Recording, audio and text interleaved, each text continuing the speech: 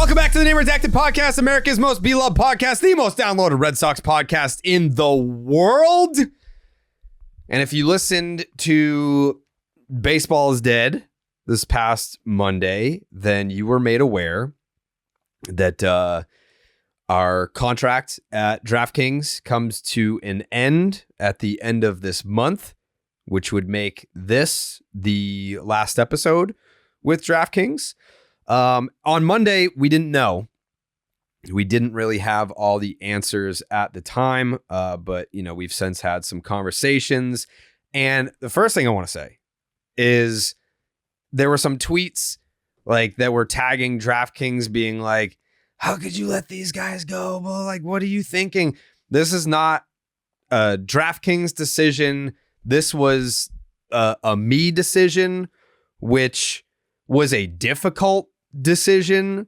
It's a bittersweet decision because at the end of the day, and I've said this, since having conversations with a ton of people at DraftKings, telling them like, hey, like these last 2 years, like this is the best that I've ever been treated. Like, thank you. Like, this is an awesome work environment. Made genuine friendships. Like there are a lot of people that I met through DraftKings that they're stuck with me forever now. They come over my house for the wrestling pay-per-views and stuff. And people that like they're big baseball fans that they may not live in Massachusetts, but we'll still text all the time about baseball. So that's never going to end. But we are going to move on. Yes, we are going to move on. So with that being said, I want to give the biggest heartfelt thank you to DraftKings for, again, I'll reiterate what I said on Baseball is Dead. DraftKings gave us the opportunity to stand on our own. And that was something that was high on my list of things that I kind of think back to when John Lester was with the Red Sox, and he had this quote about how they're gonna have to rip the jersey off my back, and that's how I felt when I was at Barstool. Like, I thought I was gonna die a Barstool employee and spend my entire career at Barstool, and I was like, you have to rip the jersey off my back. And then he said, once they traded me, then you see what it's like elsewhere, and you're like, well, this isn't so bad, and you feel more comfortable outside of the space that you thought you were always going to exist in. And DraftKings gave me that opportunity where it's like, all right, you can exist outside of Barstool and you can do well doing that.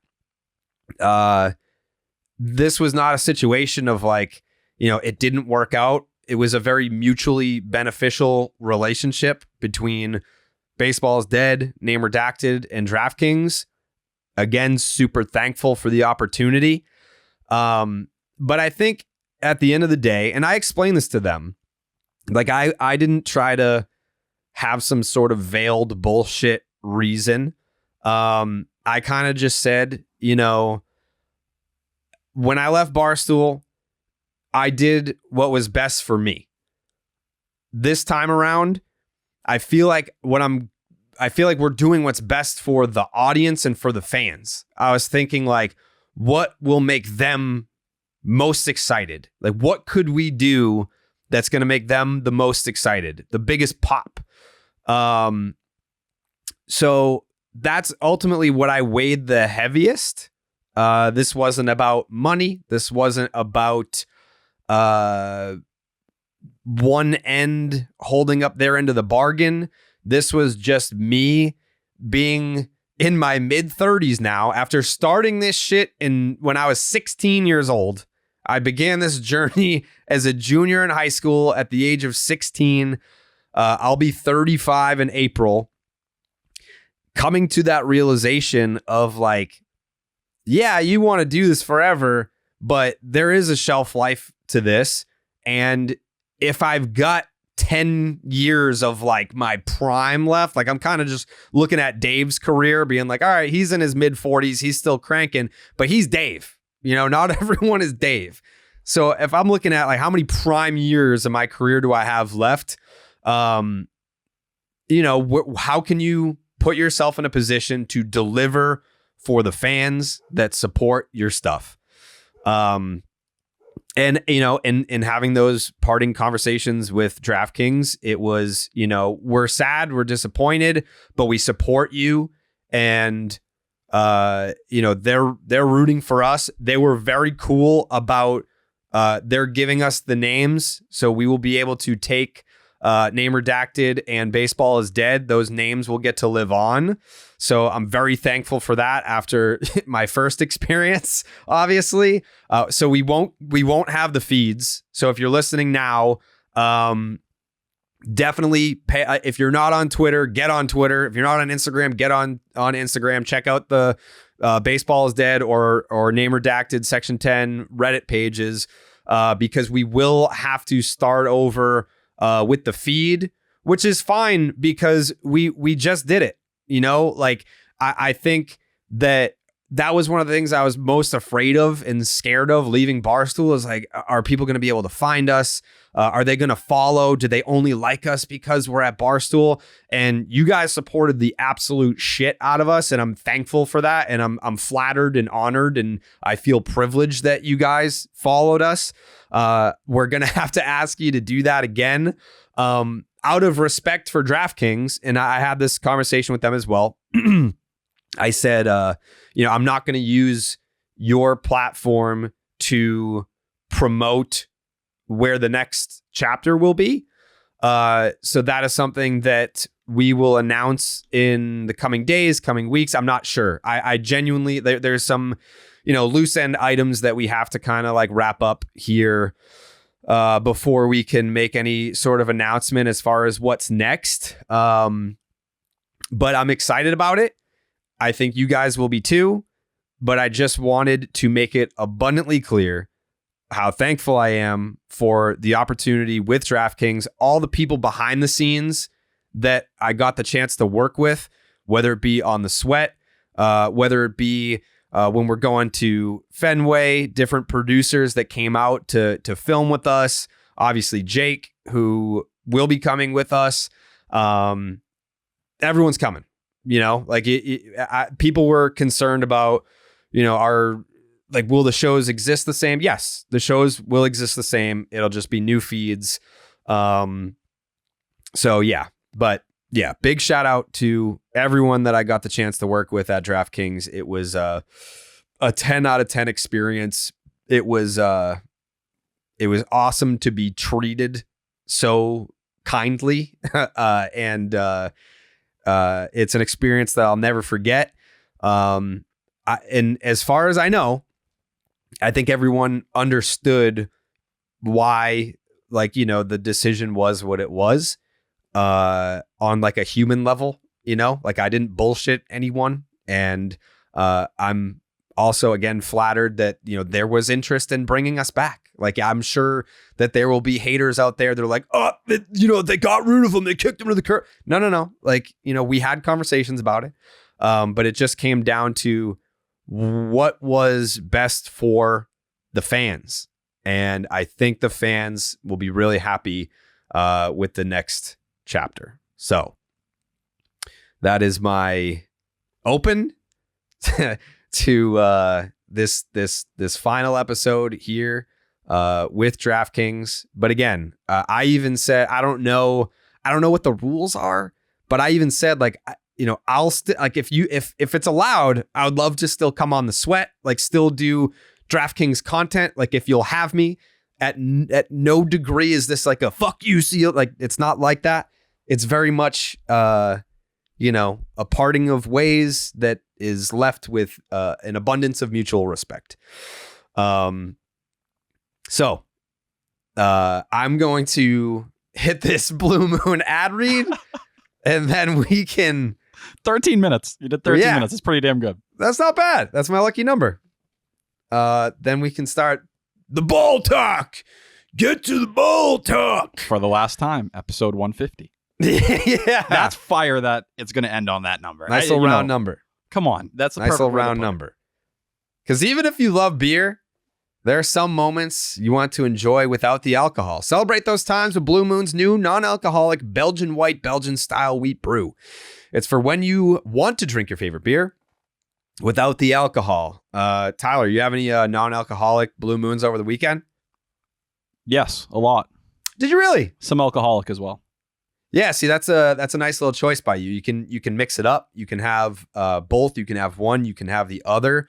Why drink 12 sodas when I can have 12 beers? See, how is that going, by the way? How have you limited your soda intake? It's been going great because of Blue There Moon. you go. You Putting look a couple good. of those down today. Thank you. People are saying my face isn't as, bloated. It's not Oompa Loompa. It's kind of, slimming down. So give me a couple more weeks. I'm going to look like you. Yeah, you're looking amazing right now. Inspired by the beer you already love and available year-round, a Belgian white, Belgian-style wheat brew that tastes like drinking, even if it's not. Crafted with Valencia orange peel and coriander, it tastes balanced and refreshing. Nothing compares to the great taste of a Blue Moon non-alcoholic Belgian white, Belgian-style wheat brew. Blue Moon, made brighter. Get Blue Moon non-alcoholic Belgian white, Belgian-style wheat brew delivered by visiting get.bluemoonbeer.com/Jared for delivery options. That is get.bluemoonbeer.com/Jared. Blue Moon, made brighter. Celebrate responsibly. Blue Moon Brewing Company, Golden, Colorado. Non-alcoholic malt beverage, contains less than 0.5% alcohol per volume. Okay. Now that that's out of the way, that was weighing on me a little bit. I think for people who've been listening, not that it's been obvious something was going on, but it felt like, all right, we're entering another season. What's going to be the next era of Name Redacted? I don't think we've talked about it a ton, and hey, we're entering it. Who knows what it's going to look like on the other side, but I think you're right. I think it's going to be something fans, whether they see it coming or not, or, they're surprised one way or another, it's going to be hard to be disappointed. Yeah. Yeah. And like I said, there's no bullshit to my explanation. The first contract decision was personal. It was about what's best for me. This next one is what's best for you guys. And, yeah, I'm excited about it. But again, it's very bittersweet. That there are a lot of people, a lot of faces that I'm going to miss seeing. But like I said, a lot of them I still will see because they come over for my wrestling pay-per-view gatherings at my house. So yeah, those friendships will continue. And like I said, if it's allowed, I will be more than happy to still come on DraftKings programming if they'll have me and if that's allowed. So the Red Sox. It's been another weird week, man. Another weird week. Yeah, I mean, I don't know. All right, so obviously I'm sitting in my studio. I'm not at spring training. I did not go down this year with Nesson. And because of the contract situation, we didn't plan anything. It was just like a shitty time for the contract to come up. We could have planned something, I guess. Like it was right in the middle of spring training. It's when we're gearing up. Like we're kind of in our own spring training right now. And obviously, hey, we pump out 2-hour pods during the off season, but now we got games. Like we're actually seeing the team come to fruition. Like we're getting ready to go full go for the next 6 months. Yeah. Yeah. So as much as I would like to be down there, I'm not, but I think if I were down there, I would feel more, I guess, this way. But I've been really enjoying the mic'd up segments that the Red Sox have been doing on their YouTube channel. We've had Duran, we've had Ref Snyder, we've had Tyler O'Neill. Am I missing anybody? No, I think those have been the big ones so far. And I'll say one of the stars that's been in the background, Kyle Hudson, the third base coach. Yeah, they love them some Huddy down there. Everyone's chirping with them, going back and forth, but he breaks balls. And I think that's what they like. Yeah, Huddy's been a star, which is cool. So, Pablo Reyes. Oh, yeah, we did get Pablo Reyes. Oh, we got Josh Winkowski earlier in spring that one training. Sucked. That's why I forgot. At least you're honest. Yeah, that one, there wasn't a ton of good stuff. You know what? I'm down to let bygones be bygones. I saw that he liked one of my tweets, but I didn't know that until you tweeted that he liked it. If he's willing to bury the hatchet, I'm willing to bury the hatchet. It's a new season. It's a new chapter. I'm willing to move on because the take that I'm slowly getting to here is maybe it is just a little bit of that newness, that spring training feeling where I'm like, the game's got you. The game's I'm got like, you, Jared. you know You put what? on 850 and you were like, listening. Yeah, like Will Fleming's back in the booth. He's sitting next to Loomer. And I'm like, maybe the Red Sox aren't going to be so bad. So I don't think that I'm straying too much from the takes that I had even when I was being whiny and negative, because even when I was being whiny and negative, I would say I don't think they're going to suck. I just think that they're going to be mediocre. You said this last episode. We both said that point. I think people are running when we talk about being frustrated with where the Red Sox are at. It's not because they're a 60-win team, and there may be people in the space that are posting that and, hey, I'll bet on them to have the worst record, right? Like, I understand that's a thing going around. They're not the Rockies. They're not the A's. Let's be real here. This team was a lot better. They finished with 78 wins. They were in the race, really until the last month of the season, and then it completely went off, and they had one of the worst Septembers in baseball. But the reason why people are mad is by spending just a bit more money, just spending that $31 million, that gets you up to 237, you could be firmly in the conversation for a wild card, and they're choosing not to. Yeah. And I'll even be I don't want to say a John Henry apologist. I'll be a Red Sox apologist here. Bootlicker. I'm not a bootlicker because the offseason's not over.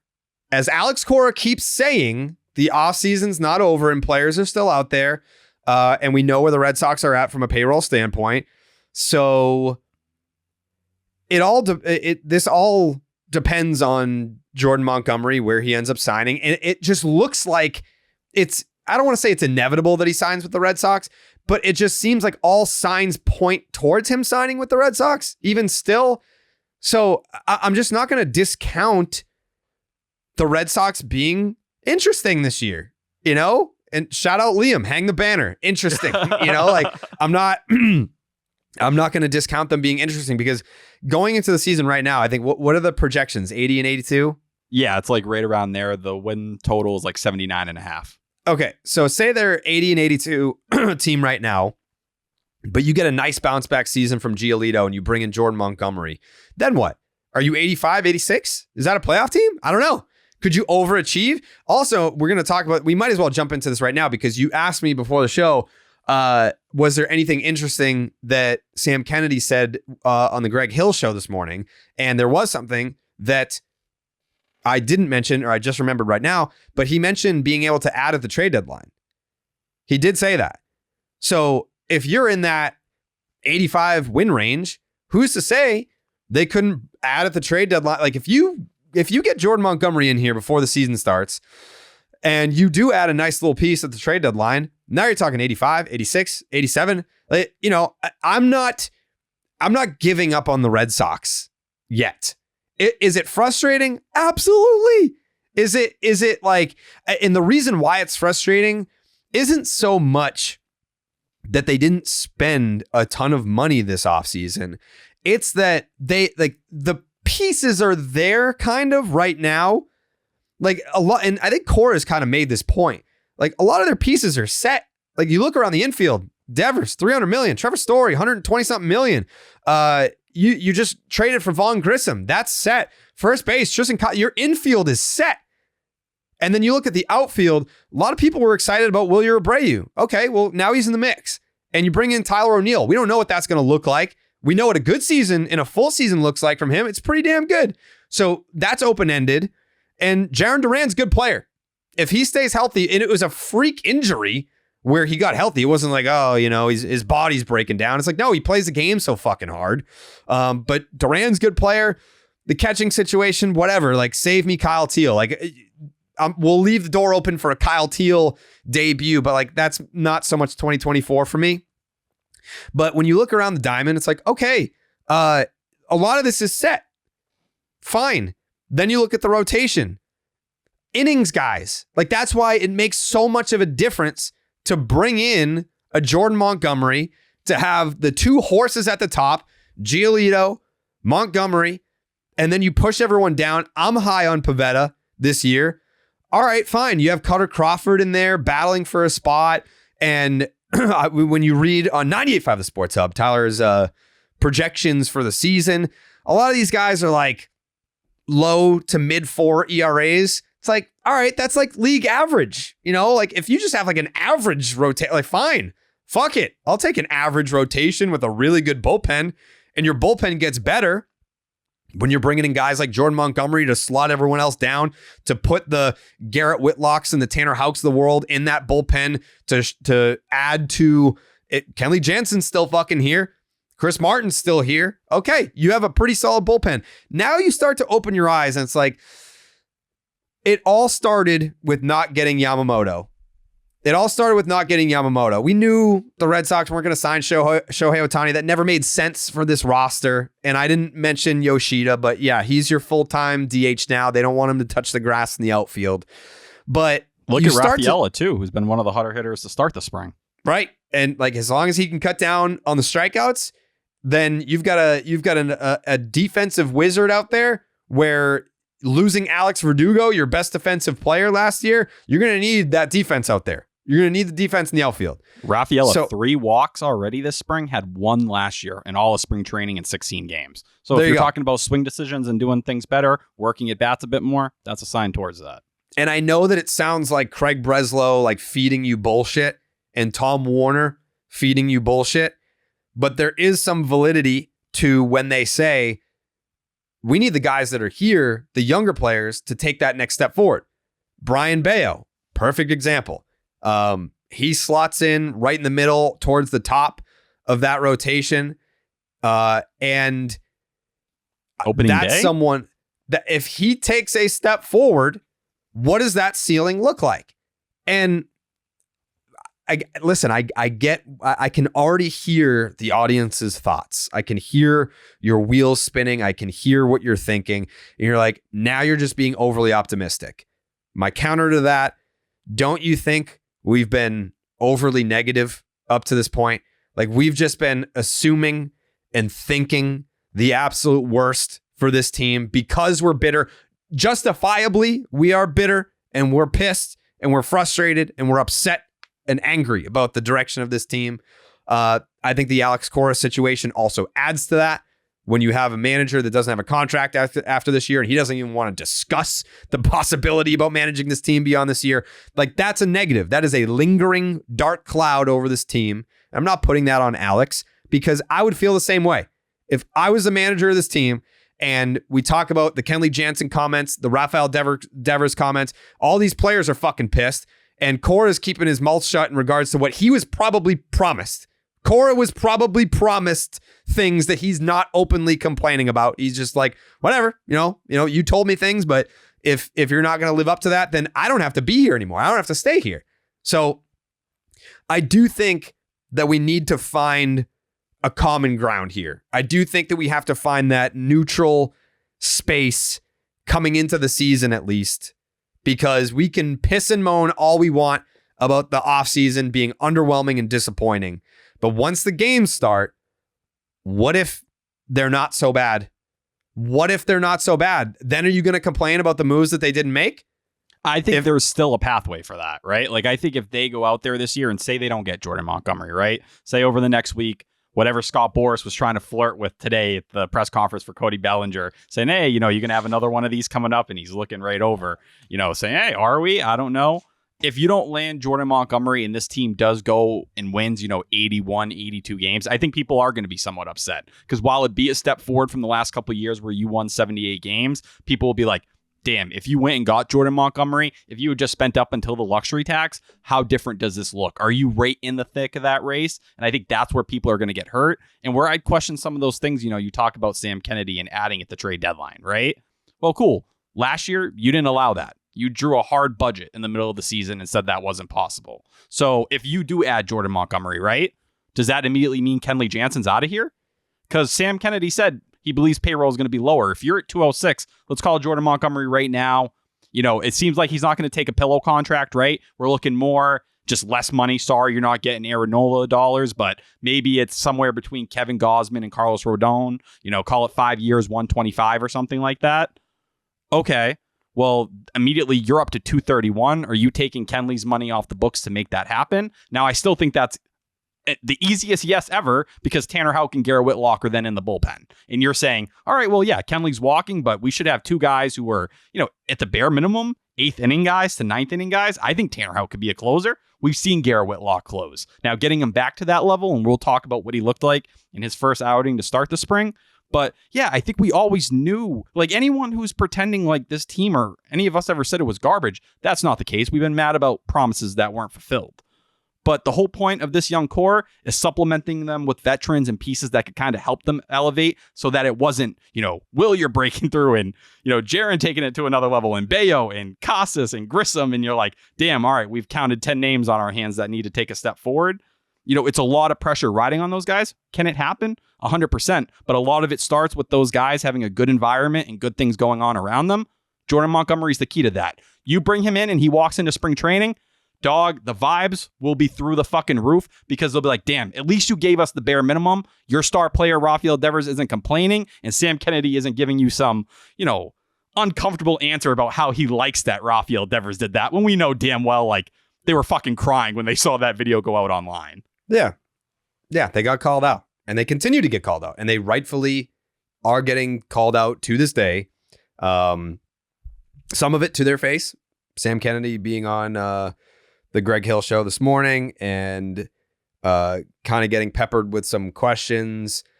Some of it about revenue, which, to give the context, because you dug into it. Like, what do you remember the exact quote that he said about the revenue? Like, Sam tried to make it seem like the Red Sox break even or something. Yeah, I have it right here. Give me 1 second to pull it up.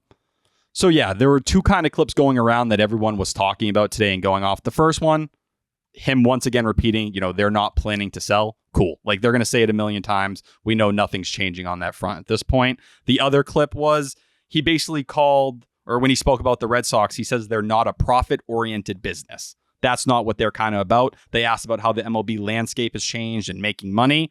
And he said, owning the Red Sox and running the Red Sox, it was more of a responsibility for John Henry and company, something they were trying to, make a great effort in to make something great and turn the city around when they first bought it. Yeah. And he was mentioning how the money generated by the Boston Red Sox goes back into the Boston Red Sox. That means the roster. That means Fenway Park, the upkeep of a stadium that is over 100 years old, the front office, the baseball operations, and then the area around Fenway, kind of like snuck that in. All the real estate. Come on. Snuck that in there. It also goes into the area around Fenway Park. And it's like, how much? Well, let's see the breakdown of all that, because you can't just sneak that in at the end, be like, oh yeah. And also the area around Fenway Park, we also put some of the revenue into that. You looked up what the revenue numbers were, and there was somewhere a tad north of 500 million last year. 513. And, you were asking, does that sound correct? And I was listening to the Michael Kay show this morning, and he mentioned how the Yankees revenue was 800 million. So it sounds about right. Like, when you think like, oh, the payroll is 200 million, but they brought in 500 million. It's like, I'm looking at some margins here, and I'm trying to figure out why Jordan Montgomery is not on the Boston Red Sox, and it does not compute. And talking to, I've mentioned this before, executives around the league, and they're like, why the fuck isn't Jordan Montgomery on the Red Sox? Talking to other writers that cover other teams, why isn't Jordan Montgomery on the Red Sox? It's not just regional baseball brain. It's not just because we cover the Red Sox and we're Red Sox fans, and you listening, you're a Red Sox fan. It's not like, oh, the Red Sox are the center of my universe, so that's why I can't figure out why he's on the Red Sox.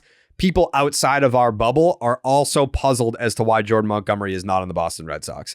So that's not to say that it won't still happen. And that's not scoop shop. That's not like, oh, I'm hearing things. Like, I haven't heard dick. And I think you start to look at what's been playing out the last week, and there's like two sides of Red Sox Twitter, right? There's a side that's like, what the fuck is going on? Jordan Montgomery's right there. And then there's a side that's like, Craig Breslow has proven he's playing the market correctly and doing all these things right. And listen, if Jordan Montgomery ends up signing with them and it all comes in lockstep, cheaper money, call it, what I just said, 125, whatever it may be, it plays out in their favor. Yeah, they're going to look really good in that sense. I think where the concern starts to come out, and Sean McAdam had this in his report, kind of talking the day after the John Heyman report about the Zoom call and all these things. And he goes, people inside the organization don't think they're the most likely landing spot for him still. Like, it's not like they're sitting there saying it's only a matter of time before he has to show up and come play for us. No, they believe inside the organization. They're not super confident simply because right now what he's still asking for, and clearly he's not asking for the money he started the offseason with, it still doesn't fit in their budget right now.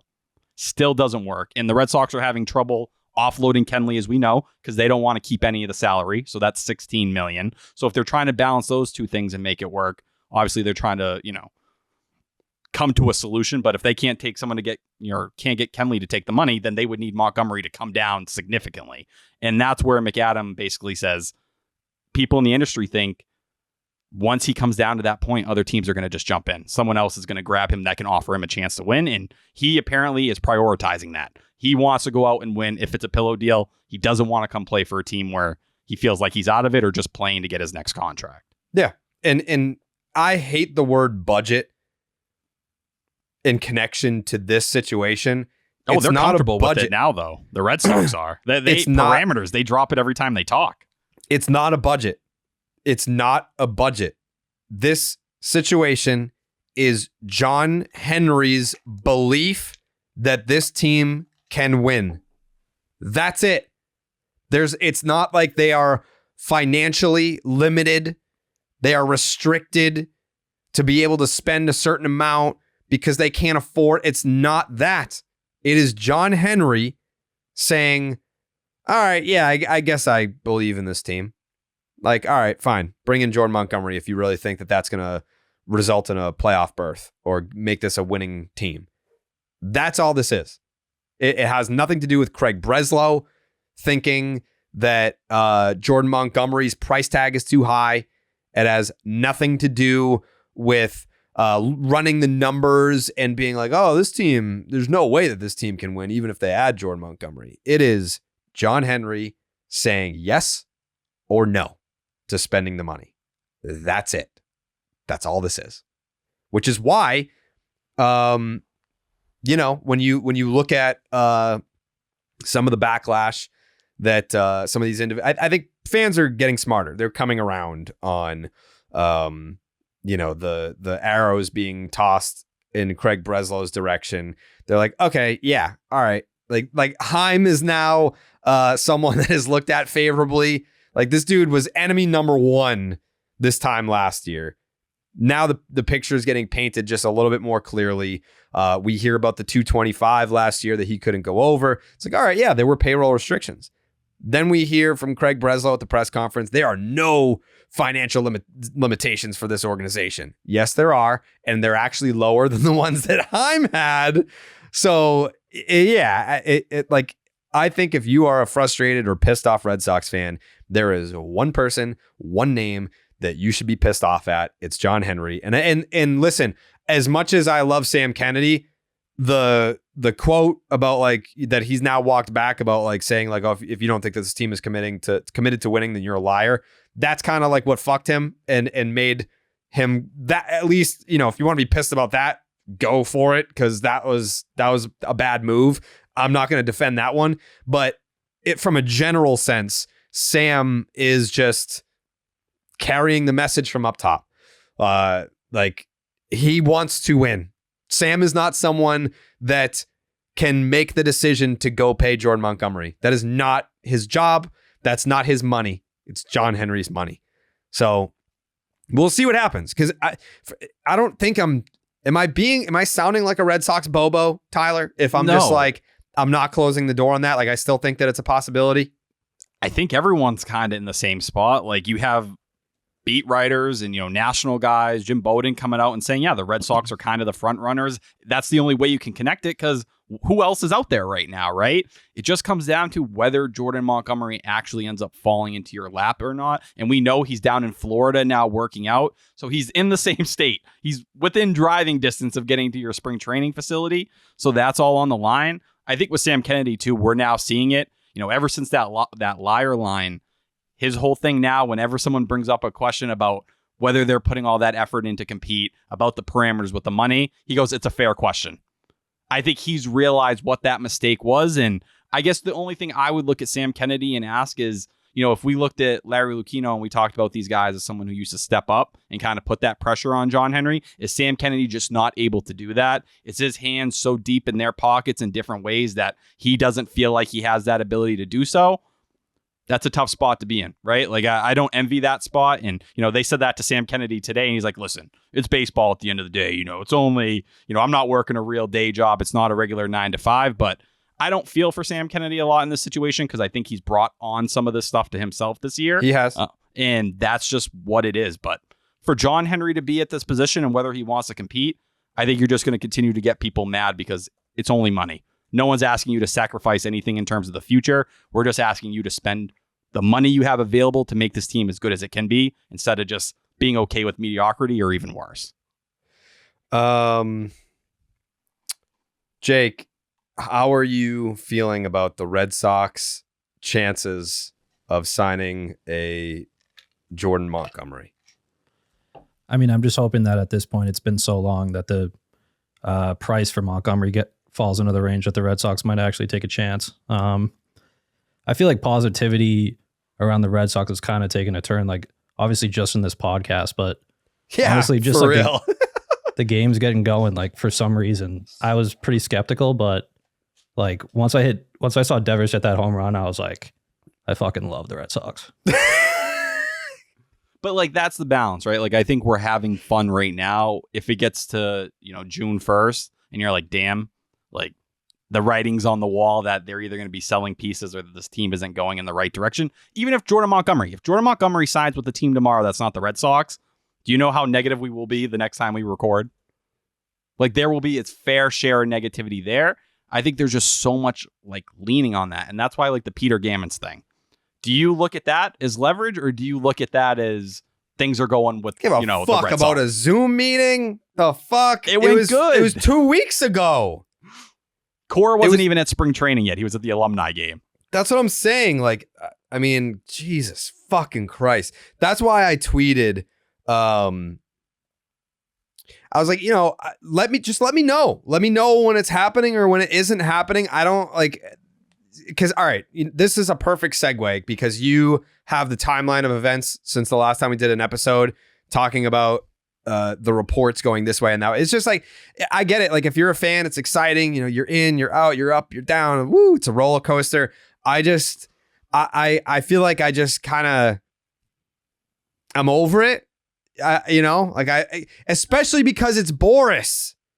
Listen, Scott Boris, multi-time guest on Starting Nine and Baseball is Dead. Love having him on, love picking his brain, love talking baseball. It's Scott Boris. But when you are representing a player that I want on my baseball team, you are a fucking monster, sir. You are a son of a bitch. And this is all like fucking how many... I don't even know if do you have on the list of events that you have in front of you, do you have like the citations? How many of these are fucking John Heyman?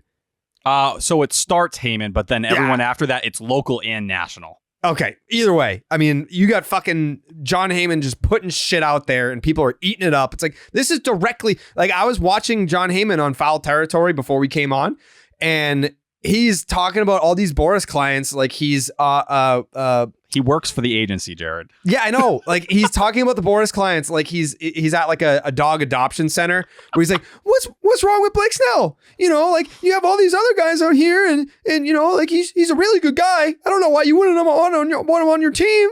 And everyone holds it against him that he only throws 6 innings. But how many pitchers these days go 7 or 8 innings? Like and it's like, dude, we get it. We get it. Scott Boris is your guy. We get it. Like you are trying to get Scott Boras clients signed. It's been your MO for your entire career. We understand that. That's why when I get these fucking reports, like he is a mastermind at manipulating the media in the favor of like, and you could say it's a good thing. You could say it's a bad thing. I get it's a bad thing because it's February fucking 28th and we still have, Montgomery and Chapman and Snell unsigned. It's a bad thing, but he's trying to get the most money for his players.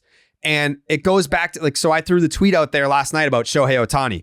I was like, I'm already exhausted about the negativity towards Shohei because of the money that he got and because of the team that he's on. Whatever. If you want to hate the Dodgers, hate the Dodgers. But like people talking about his money, like no player deserves $700 million. It's like, go watch Joey's video, Baseball Doesn't Exist, on the breakdown of how he is worth $700 million. Like, if you're upset that Shohei is worth $700 million, where your anger should be, just go look at what the fucking owners are making. Like, that's what you should, like, they're making billions. Like, if you're upset about Shohei and you have a full breakdown about how this dude generates revenue and how he's worth every fucking penny of that $700 million, you should see what the owners make. You know, when you're talking about Jordan Montgomery, oh, why don't you just sign? You're just playing a child's game. I would play for free. Well, guess what? Fucking Tommy from Dorchester, you suck. That's why you don't get to play for free. These guys are actually good. So if they're holding out for what they're worth, then all the power to them. I want players to make what they're worth. But as a fan, you're sitting here and it's February 28th. And you're like, God damn, Scott Boras, can you please hurry up the process so I can have this player on my baseball team? That's all. And I think with Scott Boras right now, right, like you see Cody Bellinger settle, and I do think that's a little bit of a weirder case because as you dive deeper into the numbers, right, the expected stats didn't exactly match up with his production this past season. So there's a lot of people who don't believe he's going to be able to replicate it. Then you look at the 2 seasons prior before that, where he was a shell of himself dealing with that shoulder injury still. So all that was leaning there. Now you sit there and you question with the next couple guys. I think Jordan Montgomery, and this is why people are saying he's not going to take the pillow deal or anything kind of resembling that. It's just going to be lesser money. And they look at spring training. How many injuries have we already seen pop up? Decent amount. A serious amount. And Scott Boras, between that, waiting those guys out and seeing who's going to get hurt next, he's calling out everyone. And he's saying, I believe 11 teams are spending less than they did the previous season. Obviously, the Red Sox are probably the face of that right now, but he's going to keep sending those shots out and that pressure. And that's why you see John Heyman lead it. And now they've already recreated the Boras 4. It's not even the Boras 3. They've put JD Martinez into the Boras 4. Like they were saying that on the Yankees broadcast the other day. Just pull up JD. Let's keep the marketing going. Let's keep talking about how Scott Boras' free agents are the ones out there. And if you need help, if you're concerned, if you're scared or worried about your team, if you want the fans to shut the fuck up for just a couple days, come right down to us. We will take care of you. You're probably going to pay more money than you want. But hey, that's the business. That's why Scott Boras is in the position he's in. He's a GOAT for a reason. Now, does it always work out? No. But when worst case scenario is, hey, Cody Bellinger, you're going to make $30 million the next 2 years, $20 million the last. Carlos Correa will get you the high AAV deal. You really never lose. You're always in a pretty decent situation overall. And I think for Montgomery, people know what he's worth. It's just, hey, you shot so high to start the offseason. Now you're just dealing in reality, and you're going to see who gets the most desperate here. But that is a good point, though, about how, like, if the Red Sox continue to wait for his price to come down, well, now you're just coming down into the price range of other teams. You're only making it. You're going to have to outbid other teams if the price comes down. You know, so there's one shark. Yeah, there's one shark I can't stop thinking about. It's like Jaws, and it's Dombrowski, just sitting there. Who doesn't love a final move to put the cherry on top of your offseason to say, hey, we're trying to win a World Series? And, you know, there was some interest there. They've been connected here and there. Now you're hearing the Cubs somewhat. And Jordan Montgomery's best friends with Jamison Tyone. So there's a little bit of a relationship there, but who knows? And with where the Cubs are, I think they're expected to end up over the luxury tax now. So do they change the equation? Are they saying, all right, well, hey, Jordan Montgomery, fuck it. I don't think it's going to be the Yankees. It looks like it's Blake Snell or bust, and even that's going in the wrong direction. Well, yeah. I mean, Michael Kay was saying, like, he thinks it's highly unlikely because they got to pay double. Pick, yeah, like them going over the luxury tax, like it would make Snell be worth like $60 million because of the tax plus losing the draft picks. The Rangers, if it's not a pillow deal, don't really make much sense either. The Angels are out there, I guess. Like the Angels, I guess, and the Giants, even though it looks like no one wants to fucking play for the Giants, but like the Giants could be a player there as well. And say what you will about the Cubs. Fucking 5 days ago, they were saying we're done for the offseason. So take all this posturing. I know Farhan Zaidi's kind of backed off. The Giants have lost 2 members of their rotation in the last week. Mm-hmm. So for Farhan Zaidi, whose ass is on fucking fire, it's burning. There's friggin' smoke coming out of his crack right now. Like that guy, you talk about being desperate. That might be the key, whether it's Blake Snell or Jordan Montgomery, and then the market will shift depending on who goes first. But they're probably waiting for Snell to go first because he's the top guy. He's the big money guy. All right, then you set the market for what Montgomery is going to get. Well, here's the thing. Because I was listening to Breslow live. I was in the car when he was on the game broadcast. What was that, Sunday? Yeah. Yeah, I was driving to Home Depot and Ooh, listening to manly. those back roads, listening to good old Craig Breslow. What were you getting talking. there? Some paint. You paint? Yeah, I do a little paint. I don't like going to Home Depot. It's very overwhelming. Why? It's nothing's more embarrassing than going into Home Depot and having to ask someone for help. Yeah, I guess, but I mean, you get used to it, or you figure it out yourself. Like I wasn't a big Home Depot guy until I became a homeowner. Then you're there fucking twice a week. You're buying shit left and right to do projects and all that. I had a really traumatic experience there a couple years ago that made me not like going to any of these stores anymore. Lowe's, name it. Continue. We have well water in my household. So you need to put salt in the water so it doesn't like rust, right? You drink out of a well is what you're telling me? No, it's a thing. Jake, you've heard of well water, right? I don't think I know one person who has it. There's plenty of people listening right now that have well water. I think if you're somewhat far from the city. Hold on. I know what a well is. Okay. And I know that water in a well is well water, yes? Yes, but I'm not walking with a bucket every morning to supply my family with water. So what do you use the well for?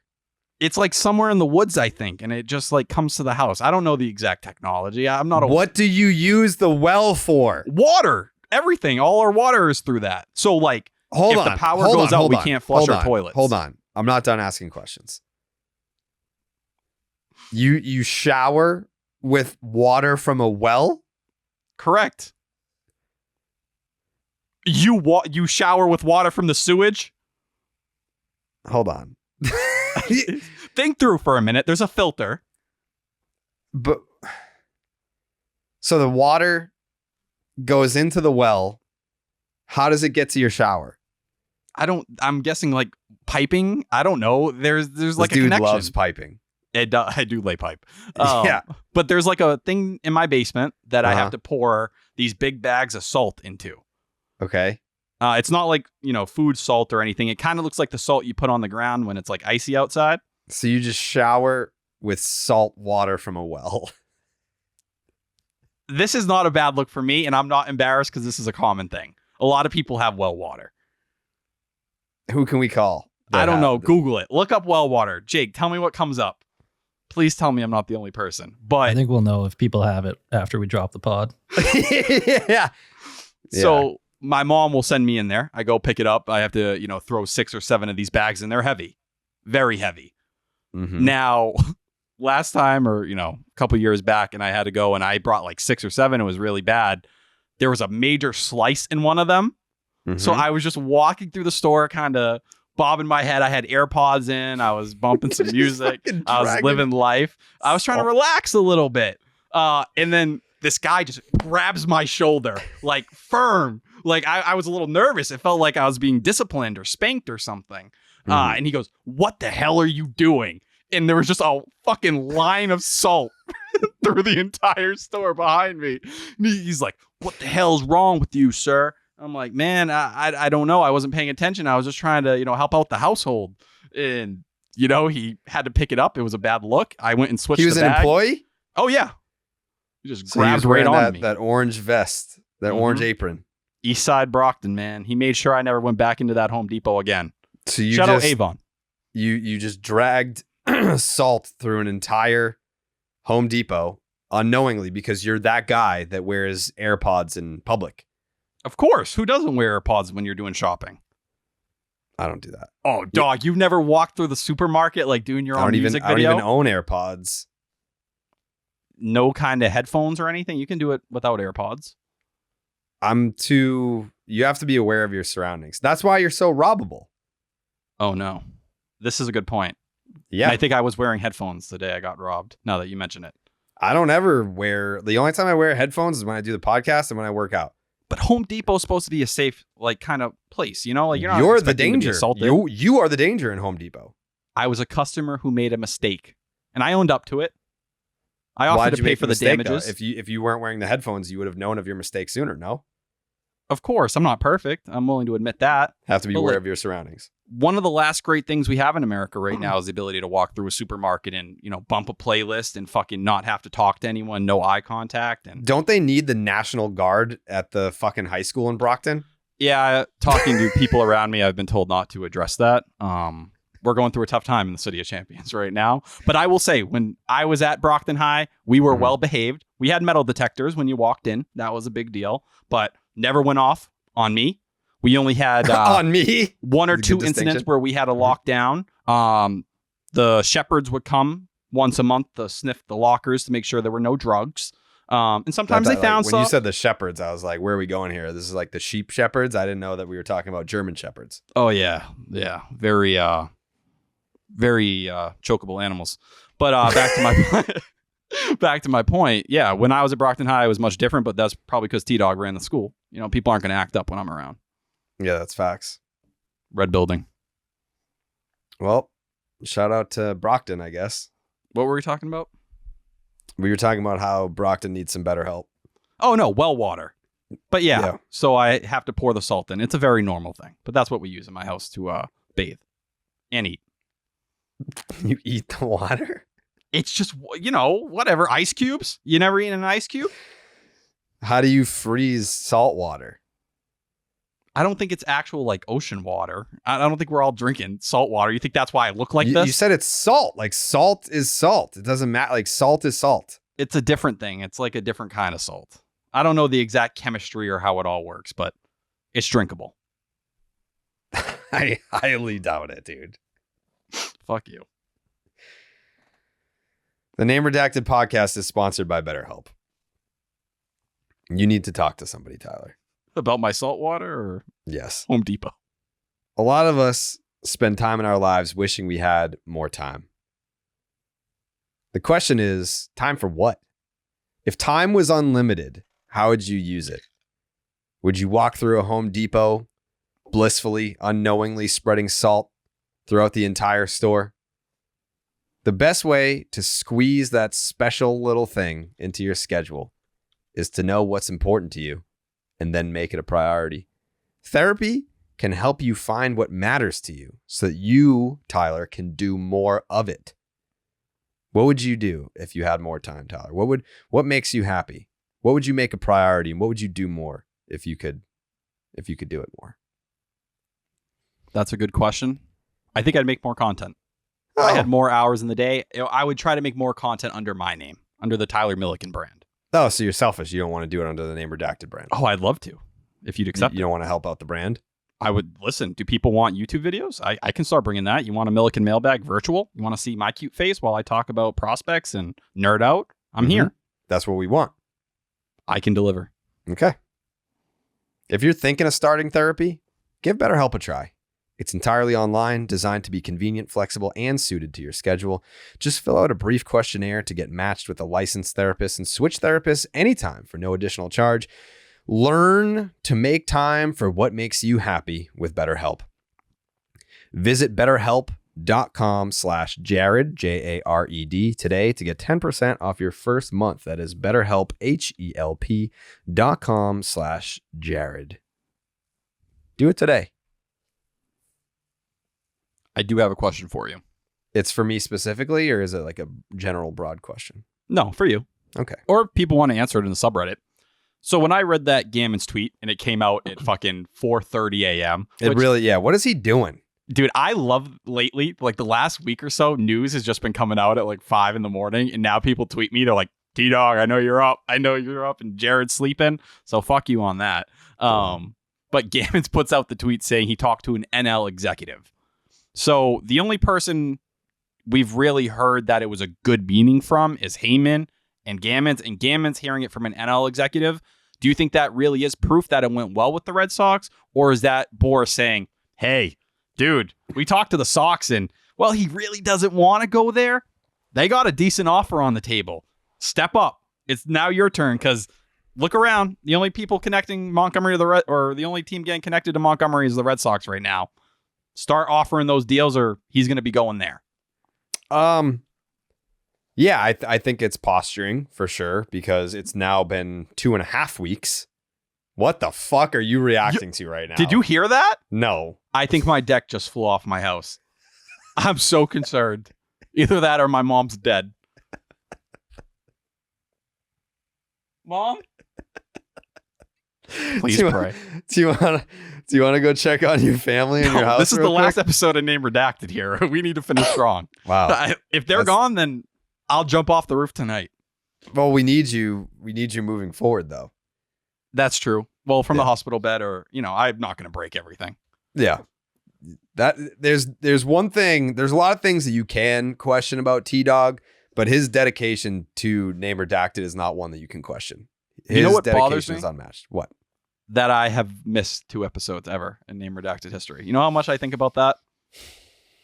I remember it was like one of the first episodes ever that you missed. Really? Yeah, remember did we do questions or something, Jake? It was I remember doing it at my Fenway apartment. It was one of the first episodes we ever did. Yeah, that had to be first. It was 20. episode 3. It was just early you on, and yeah. Jake, right? Yeah, it was just me and Jake, and it was I think that was the first and only episode that I did where it was just one giant monologue, basically. I remember you were talking for 30 minutes, and I was like, I feel like I got to chime in here. Yeah. Yeah. But I am on now the belief that I can never miss another podcast. Unless, something serious happens. But even then, I'd like to do it from wherever I am.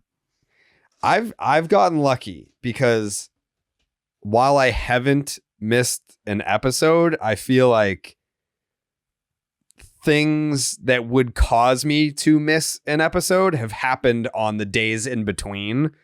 I've yet to had a injury or a death in the family happen on the day of a recording.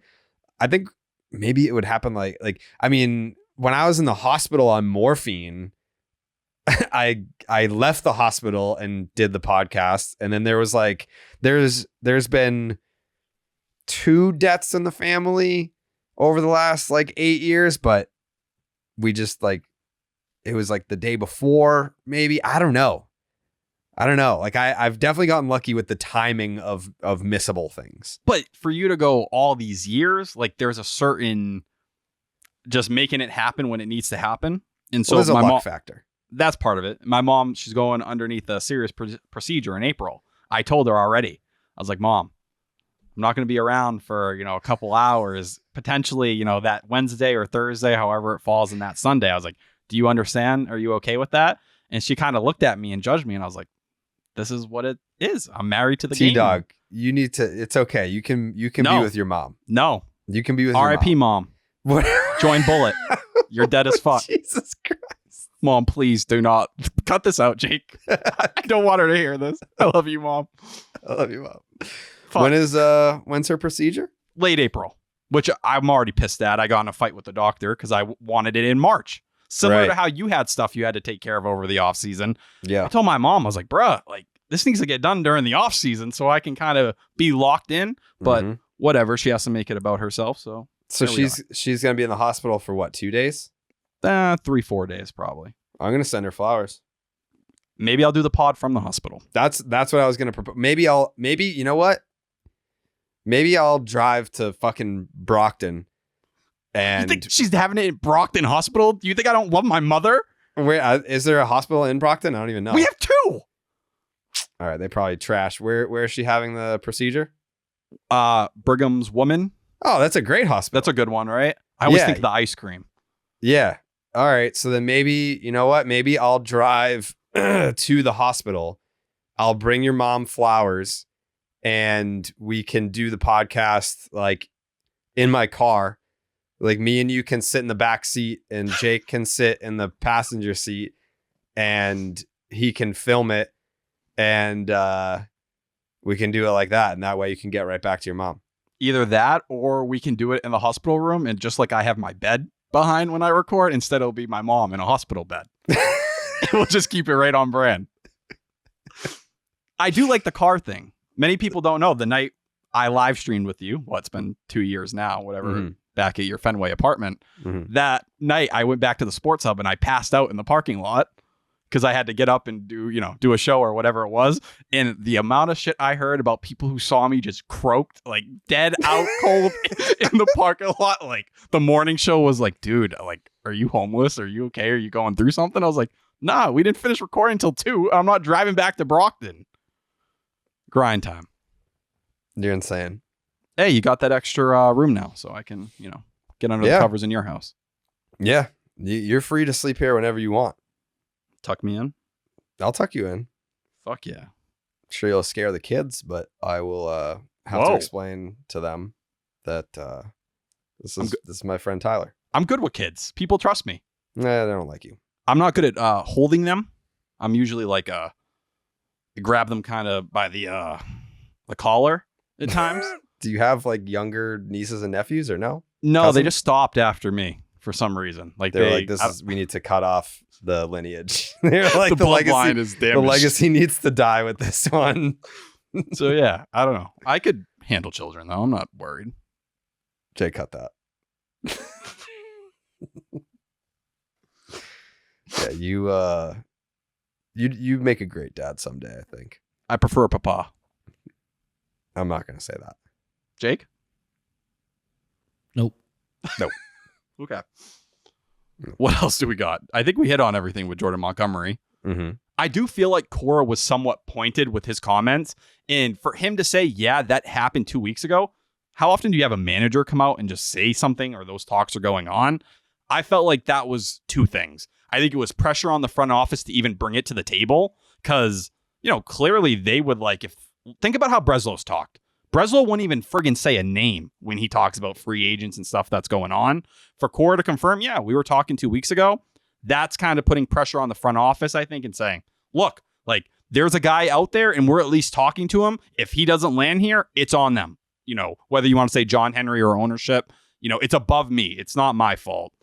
Or was he kind of saying that to be like, hey, I know everyone all morning was thinking Jordan Montgomery is already a Boston Red Sox.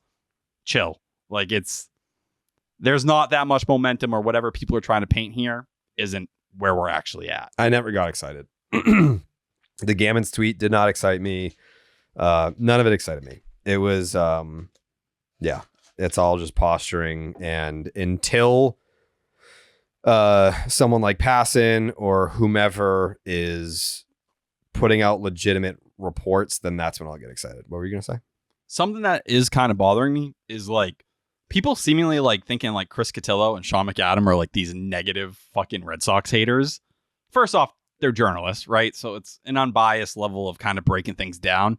Have they not been right all off season long about the money, the budget, the way, agents were talking about them? And now every time they say something, there's like a group of Red Sox fans that are like, oh, here they are just killing any optimism amongst Red Sox fans. You're trying to, make everyone sad. This is more like fucking would you rather have Maz outlook. Would you rather have a national reporter who's putting news out there to steer the media and the fan interest in a certain direction to carry out an agent's duties, or would you rather have a local reporter that's like, here's what's actually happening, so that you don't get excited for something that might not happen? It's refreshing to have someone who's kind of been consistently giving you those details so you know what's going on. Yeah. Because when everyone wanted to laugh at them when they said there was a budget and that was all BS, who's standing looking right at the end of this? Right. Because they're even saying it now. Parameters, however you want to phrase it. Mm-hmm. Yep. What else was on the docket there? Cotillo also made this point. Garrett Cooper signed with the Cubs, I think, the night before this came out or the day before. And he was talking to agents once again, and they said, I've never seen the Red Sox this hamstrung and haggling even over NRI numbers. Don't care. I would say if Craig Breslow's working with a tight budget here, that's part of the equation. The other half of it is like, if you're talking NRIs, if they really want a player, I don't think a couple $100,000 is going to make the difference. And for Garrett Cooper, am I do or die over him? No, there's better options out there. Adam Duvall, I'd prefer Tommy Pham. Like, Garrett Cooper completely forgot that Duvall was even out there still. It's been so long since, he's still being connected to the Red Sox, but since we got a real rumor. But like Garrett Cooper, that was the bare fucking minimum. Not even. That's below the bare minimum. Anyways. Any takeaways from the actual games? Because now that you're getting excited, even though you wanted to laugh at me, Tyler's excited about spring training games. I'm good. I don't need them. Well, no, I still feel that way that you're a bobo. Like, hold on, let me pull up your fucking Twitter. Because is it that bad? All the tweets about spring training? Yeah. What did you tweet? Oh, you tweeted the things I would do for Yoshinobu Yamamoto to be in a Red Sox uniform. Get the fuck over it. That was hard to see that today. You know it was. I don't give a fuck. Yeah, you do. Nope. Oh, you didn't see that and was like, imagine if he did that for the Red Sox, what the fucking news cycle would look like. We'd be talking about that for 2 hours. I still have concerns about Yamamoto, for being honest. I just do. I don't. I would have given him $300 million and never even. Have you seen the projections for him too? In terms of, it's like a 4 ERA. Yeah, he's better than that. Maybe he will be, but those are what the projections are. Do you think he's a 4 ERA guy? I don't know. I don't know what he is. I think he'll be getting Cy Young votes in different seasons throughout his career. Might even win one. I know that, like, you know, when you talk about competition in Japan, like Japan's like 4A or whatever, and the competition's not as good, so the numbers are a little bit inflated. Well, when you look at like spin rate on a fastball, like you can automatically take Yamamoto's fastball, plug it into the major league system, be like, he has one of the best fastballs, if not the best fastball in MLB, like next to like Garrett Cole, basically. What other dumb fucking tweets did you have? Like when you're tweeting out like the scores, like they fucking matter. That pisses me off. It's not that they matter, but it's more, this is what's going on. You're like tweeting out their spring training record, like that matters. That pisses me off. It's part of the tweet. Yeah, I don't care. A year ago, we were getting a little excited about the Red Sox winning so many early games, and then they lost like the last 20. Oh my God, this fucking tweet right here is outrageous. Let me hear it. I don't even want to fucking read it. It's like 9,000 words on a spring training game. Like, what are you doing, dude? Is it just like the what happened in the game? Yeah. I've always put those out. Spring training? Yes. Holy fuck. It's nice to just dip your toe and Chase Meadroth? Yep. Who the fuck is that? He's a top 20 guy, really top 15 guy in the system. Good hit tool. Justin Slayton tossed another scoreless inning. That's important news. Are you kidding me? Of course it is. Brian Mata went down with the hamstring injury. Hold on, let me cook. Isaiah Campbell worked around a single and a walk to escape the sixth without any damage. 1 inning, 1 hit, no earned runs, no strikeouts, and a walk. Justin Hagenman sent the Cardinals down in order in the 7th. And Helcris Olivares got tagged for a run in the 8th. Who the fuck are these people? And who do you think follows you that gives a flying fuck about this information? They do well some days, not all days. Jesus Christ. If you're telling me Justin Slayton, right? That's a major storyline right now because we're talking Rule 5 pick obviously has to be returned to the Rangers. Red Sox front office was in love with the guy over the offseason, dealt for him right after the Mets ended up taking him in the Rule 5 draft. Well, him and Brian Mata, two guys who had to be on the big league club, Mata out of options. Mata's hamstring strained once again. Guy is hurt every single year. Probably the end of Brian Mata in a Red Sox uniform. You know what that tells me about Justin Slayton? What does it tell you? What does it tell you? He's way ahead in that race against Mata, and he's probably going to be on the big league roster on opening day. Holy shit. He'll be, an impact righty, and we'll kind of see where it plays. But the Red Sox like what he has, and they think he could be a late inning bullpen arm. Damn. Jake, what do you got on Justin Slayton? What have you been seeing this spring? I mean, I can get out for like Roman Anthony, like Rafael in the lineup, but like fucking Hector Olives or whatever, I'm all set on that. Listen, Helcris Olivares, he went through a tough time, former top Rockies prospect. Hector Olives, man. I fucking hope he makes the team. He's not. Oh, well, I'm rooting for him. He's cooked. Just know that T-Dog will always have a spot on this podcast no matter what happens because he's out here grinding, fucking tweeting about Hector Olives. And like no one else is tweeting about it, but he's got all the names, all the numbers. Doesn't matter if it's spring training, if it's the World Series, you can count on T-Dog to be there. It sounds so dumb, but really the reason why I started doing this is because I remember when I was in high school and back in the day, people probably don't even remember this because this is going to date me. There was a thing called the Red Sox Live blog on Nesson. Do you remember that? No.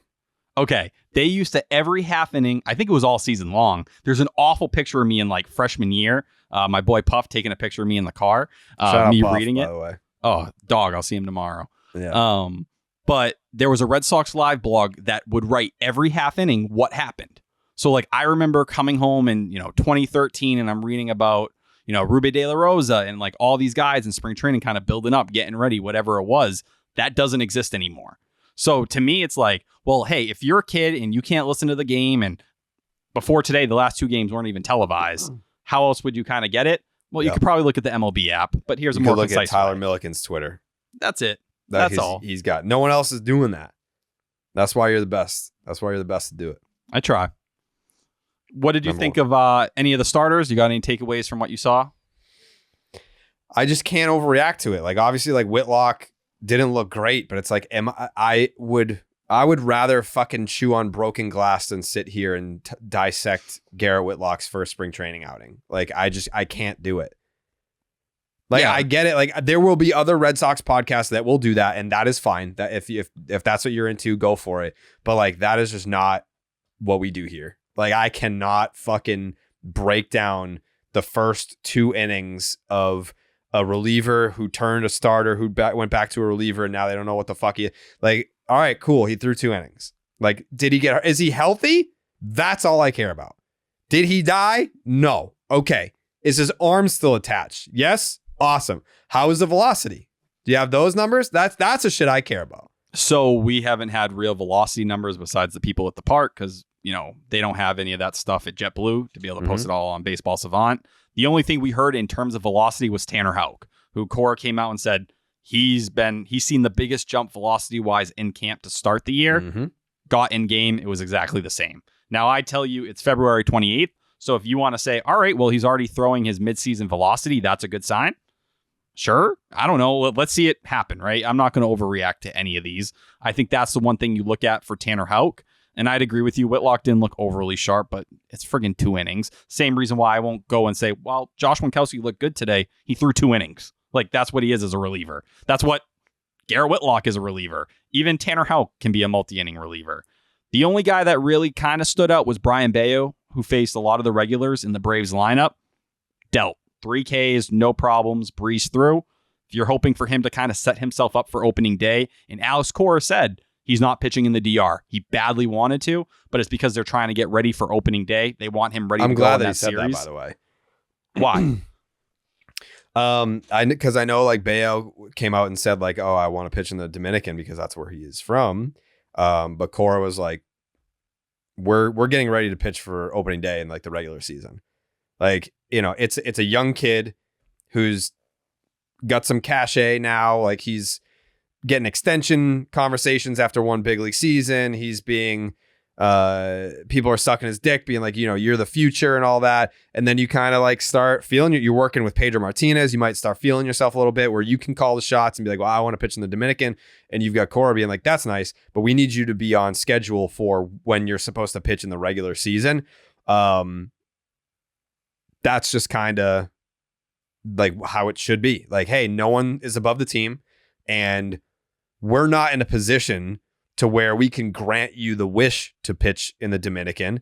We are trying to win every single game possible because we know that we're going to have to scratch and claw for every fucking win that we get if we're going to be relevant this season. So like, that's where your focus should be at is I want to be the opening day starter, not the, Dominican series exhibition pitcher. Like I want to be the opening day starter. And if it's not that, then I want to be the second slot or the third slot if that's not available.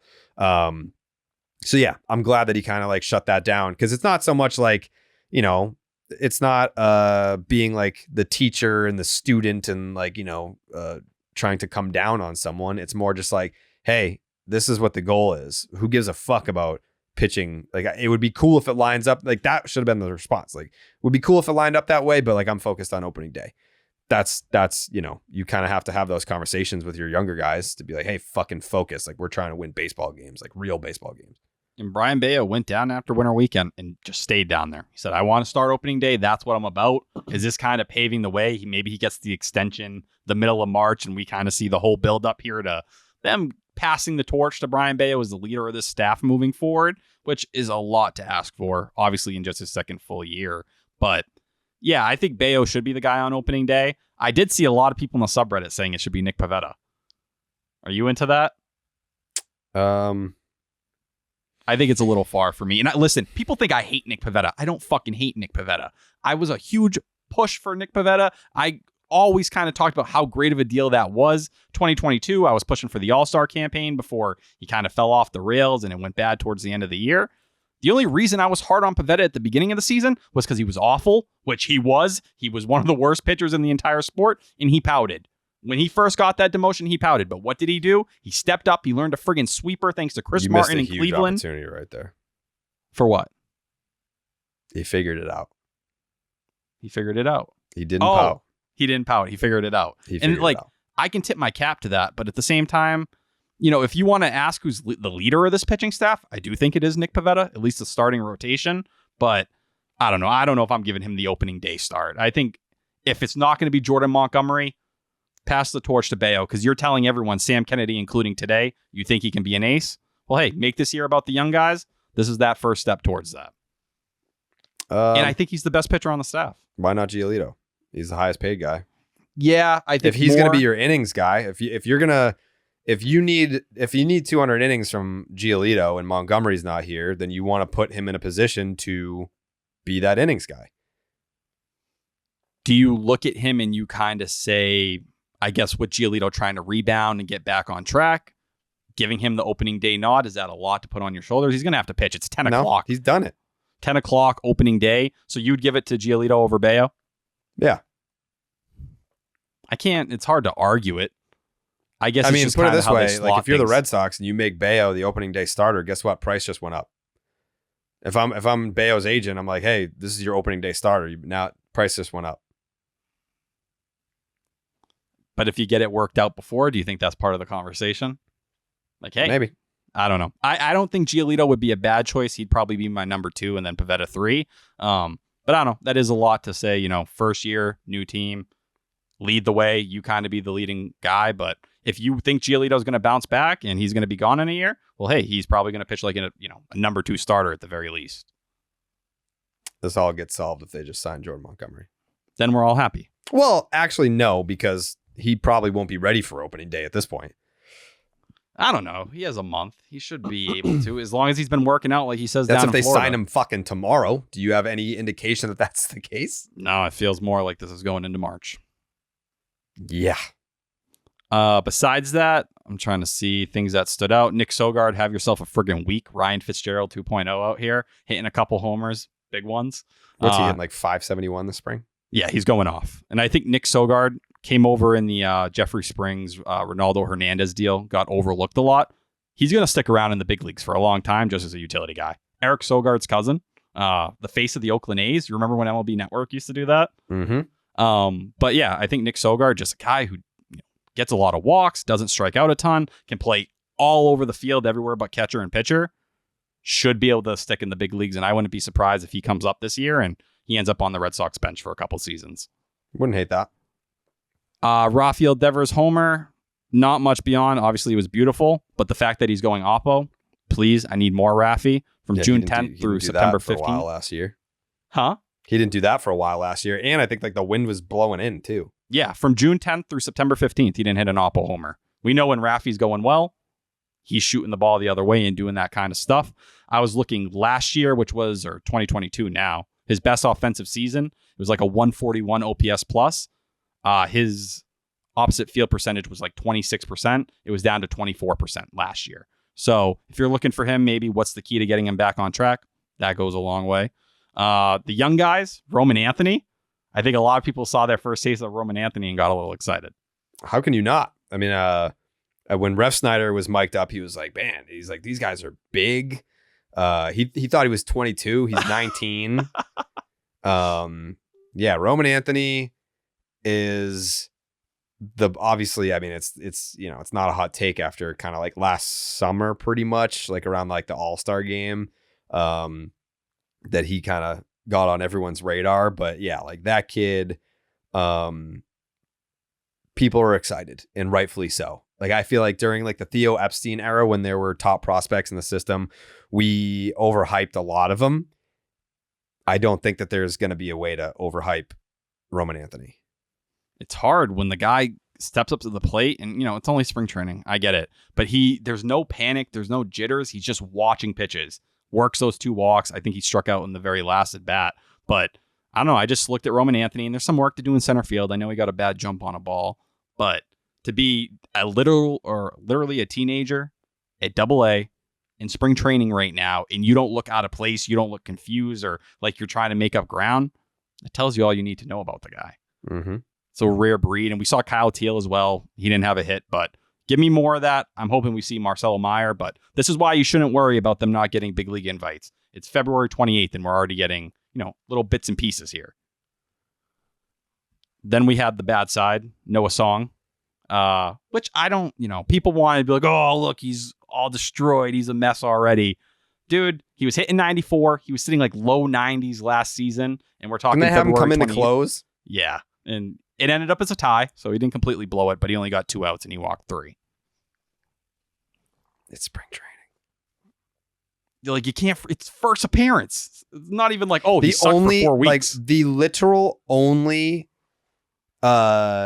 spring training performance so far that I will look into at all is not even by someone on the Red Sox. It's Alek Manoah's outing. Ooh. That is wildly concerning for me. Curse of Bobby Dalbec, baby. Yeah, like out of all the spring training performances to start, Alek Manoah being all over the goddamn place, that's the one that I would be like, oh, fuck. Anyone else? It's like, yeah, no, I can't read into it too much. No, and I think for Song, they're kind of making the decision right now whether he's going to start the year as a starter or reliever. I think they'll feel that out over the course of spring training, but the fact that his velocity is already starting to jump from the previous year. Hey, you talk about Sam Kennedy mentioning how your infrastructure is top 5 in the games and money spent. Fix Noah Song. And at the bare minimum, you should hopefully have like an impact reliever or a 7th inning arm or something like that. Mm-hmm. After him, Ceddanne Rafaela. I think out of Red Sox camp, he's the one, because he's battling for center field. They've kind of laid it out and said, if he can make the roster and he proves it to us, let's run. So far, he looks good. But it's early, right? It's only a couple games. The walks stick out a little bit, but it's also swing decisions. Just because you're walking isn't going to get you the pass here. You need to swing at the right balls to do damage. I'm rooting for him. Blaze Jordan, shout out to him, looking athletic, looking light, seeing him over at third base, you know, and he looked like he probably shouldn't be at third base in previous years, and he wasn't super smooth defensively there, but body-wise, and he had a nice day, 2 for 3. That's the stuff that could get Blaze Jordan to finally get the respect he deserves, and it's a tough profile. Right-handed bat, first baseman. Still, another guy, if he shows up and he has a big year at Double-A and he can hit, a lot of people are going to change their tune on him. They're going to be forced to. Mm-hmm. And after that, it's Justin Slayton. We already hit on that. Oh, yeah. Slate Dog. I do have notes for people because I've been getting these tweets a ton. What's going on with Connor Wong? He's obviously DHing in games. Coming back, his elbow's been a little sore. Bruised the knuckle, I guess, during live BP. Should be playing in games, catching within the next week or so. Jarren Duran DHs for the first time Friday. Vaughn Grissom should be in after that. He's dealing with a hamstring issue. Okay. Do you believe Bob Nightingale's $300 million No, on wasn't the Red that Sox? already like disputed? No one's actually disputed it yet. But where I would question, wasn't like Jim Bowden say this in December? It was him and Marino, right? And then Jeff Passan 2 days later was like, yeah, all of that is bullshit. It's not true. Yeah. I think that's what he was running with. But he re-reported it as if like, and he didn't present it as new news, but the Red Sox were listed. I have the quote right here. Yankees, Mets, Phillies, Red Sox, and Giants all offered Yamamoto at least $300 million, but after being snubbed, no one decided to use at least a portion of that money to sign another marquee free agent like Snell or Montgomery. He literally just took a report from December that he didn't realize was already proven to be false and then presented it as new information. I just can't. Because I think, like, listen, if it were $300 million, the Red Sox would be fucking tooting that horn all offseason, being like, we felt like we made a really competitive offer, similar to other teams that missed out on Yamamoto. Like, they're not saying that. Like, they're just not saying, like, they don't have to say, like, yes, the report of $300 million is true. Like, no team is ever going to confirm a bid on a free agent player or whatever, a contract extension, like in the Mookie situation. But they would definitely be speaking a different tune if it were 300 million. It's like, yeah, like they would say it in a way like we were in the ballpark of the other teams that were at the top. They've never said anything close to that. Like, they won't even touch it. We knew Shoto Imanaga. We knew that the Red Sox offered more through 2 years, more guaranteed money within 48 hours. Mm-hmm. Through all the days the Red Sox were getting their dick kicked in, whether when the Theo news broke and it kind of gave them some positive PR, you don't think they would have just said, fuck it, just throw it out there. Just throw it out there so people talk about something not negative for a day. When they were getting the shit kicked out of them, whether it was after winter weekend, leading up to that, after that, there were a million points when, why wouldn't you just put that out? The fact that he's just putting it out there, I think that's perfect proof with Bob. It's just someone who didn't go back and kind of check the timeline of how all things played out. All right. Is that it? I think that's it. Damn. That's it. I'm getting emotional. You gonna cry? I feel weird. I don't know if I'm going to see you guys next week, and I see you guys every week. That actually is true. Because we have to kind of like tie up some loose ends here, I don't know if we'll have an episode next week. I hope we do. I don't know yet. Like, Watch. there's still... Oh, no. Oh, no. What? Dude, you know what's going to happen?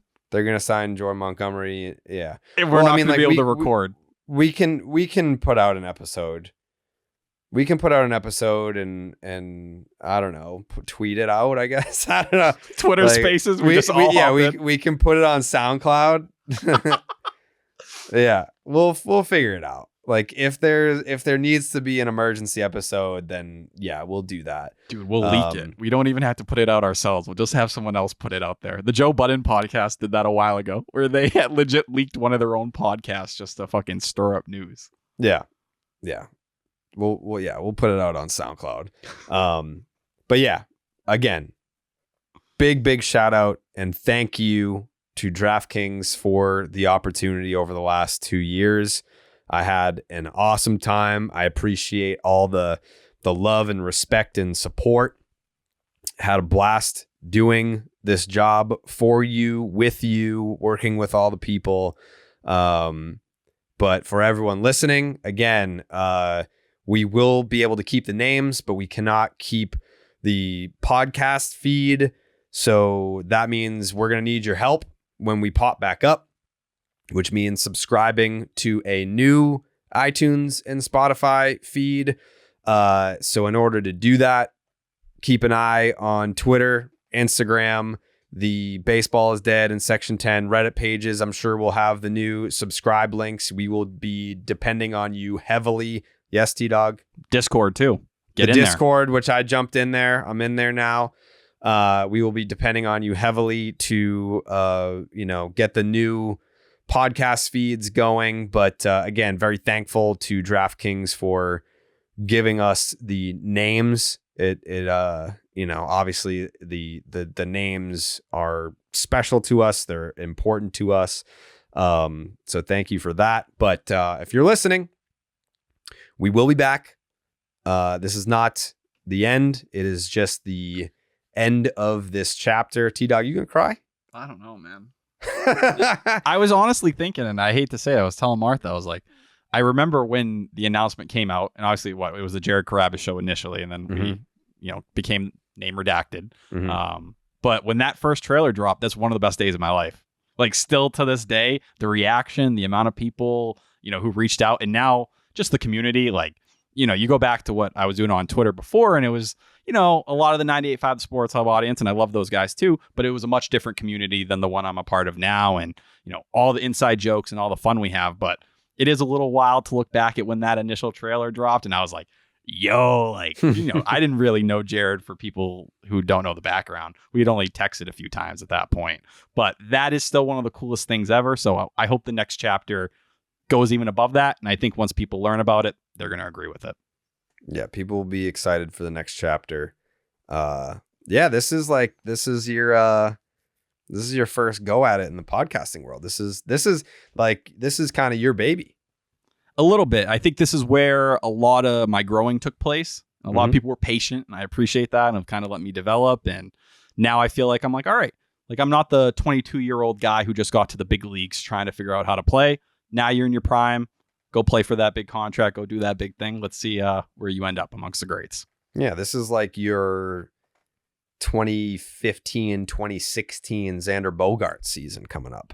Now I have to turn it up to 2018.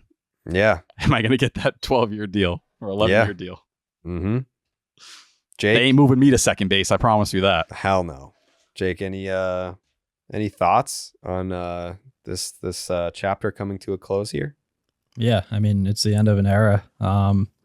Obviously super appreciative for the opportunity at DraftKings. They let me take the keys to Baseball is Dead and name redacted. So really gave me a good shot there and learned a lot while I was there. Excited to see what's to come. I'm excited too. It is, it's going to be a lot of fun. Again, bittersweet. I feel lot like of great people that I worked with over at DraftKings that I'm going to miss at least seeing all the time, but I'll still be talking to them. When you went from Barstool to DraftKings, I think even you yourself knew the leap and where you were going. You seem very confident in the direction that you're heading in right now. Very prepared. I don't know if it's just, a sign of what's to come, but you seem ready for the next chapter. And people are going to be like, okay, I see the vision. Yeah. I get why you've been talking the way you've been talking. Yeah. I mean, it all comes down to what I said earlier about I thought I was going to die in a Barstool jersey and I never thought I was going to leave. And then once I did, you see that there's a whole nother world out there. And it's very comforting to know that the listeners of, Baseball is Dead and Name Redacted will follow us. It's good to know that. So yeah, when you kind of have this chance to give back to them in a way, then yeah, that feels pretty good. And I'm excited to be able to do that. So, yeah, I'd say that's where we'll leave it for now. This is like the end of a sitcom. Yeah. I mean, but we will be back. We will be back. I don't want to say I don't know when, because then that makes it sound like, it could be months. Like, no, it's not going to be that long. If it is a break at all, like I would say, we might be off like next week until we kind of like figure some loose end stuff out. But yeah, so thank you guys for all the support on this journey. The DraftKings era, it comes to a close here, but we'll be back as soon as we possibly can be. Also, last note, rest in peace to Stacy Wakefield. Our hearts go out to the Wakefield family. That is just a fucking awful, awful situation for Wake's kids. So I'm going to be looking into if there's anything we can do for them. So yeah, if there is a break next week, I'm definitely going to be asking around, like if there's something that, our community can do for the Wakefield family. So yeah, I'll have some more answers on that. That just happened this morning. So a lot of the people that I would reach out to ask that question to are people that are obviously that work for the Red Sox, but are very close to the Wakefield family. And like, I'm not touching that today.